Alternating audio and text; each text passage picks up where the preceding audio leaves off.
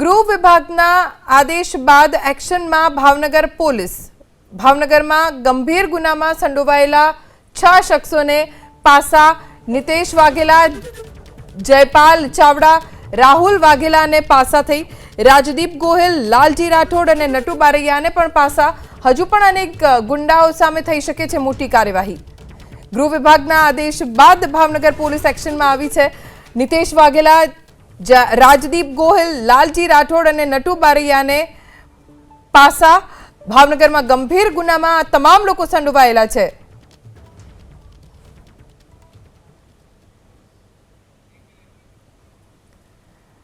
ગૃહ વિભાગે આદેશ આપ્યો ત્યારબાદ રાજ્યભરની પોલીસ એક્શનમાં આવી ગઈ છે। નિતેશ વાઘેલા, જયપાલ ચાવડા, રાહુલ વાઘેલા, રાજદીપ ગોહિલ, લાલજી રાઠોડ અને નટુ બારૈયા આ તમામ 6 શખ્સો ગંભીર ગુનામાં સંડોવાયેલા છે, જેમને પાસા કરવામાં આવી છે।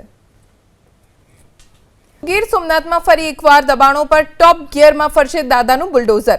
સોમનાથ મહાદેવ મંદિર નજીક 40 જેટલા મકાનોને પ્રશાસને કરાવ્યા ખાલી। વહેલી સવારથી શ્રીરામ મંદિરની સામે વિવાદિત જીન પરના મકાનોને પ્રશાસને ખાલી કરાવવાનું શરૂ કર્યું।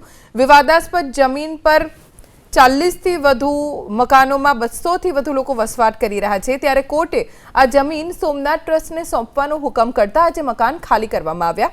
ડેપ્યુટી કલેક્ટર, મામલતદાર અને સોમનાથ ટ્રસ્ટના જીએમ સહિત 100 જેટલા પોલીસ કર્મીઓના મોટા કાફલા સાથે વિસ્તારમાં પહોંચ્યા। 25 ટ્રેક્ટરની મદદથી રહીશોને અન્ય જગ્યાએ શિફ્ટ કરાયા અને તમામ મકાન ખાલી થયા બાદ ડિમોલિશન કામગીરી હાથ ધરાશે।